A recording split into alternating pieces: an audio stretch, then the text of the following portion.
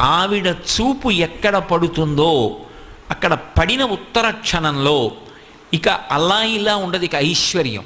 అది ఉత్సాహం కానివ్వండి, సంతోషం కానివ్వండి, పూనిక కానివ్వండి, అక్కడ ఉండేటటువంటి సంపద కానివ్వండి, అవన్నీ కూడా అంత పుష్కళత్వాన్ని పొందుతాయి, అంత సంతోషంగా ఉంటుంది. అందుకే ఆవిడ చూపులలోంచే అంతటి అనుగ్రహ ప్రసరణం చేసింది. అందుకే ఐశ్వర్యం ఎక్కడి నుంచి ఇస్తుంది అంటే ఆమె యొక్క చేతిలోంచి ఇస్తుంది అని చెప్పడం సాధ్యం కాదు. అందుకే లక్ష్మీ కటాక్షము అంటూ ఉంటారు.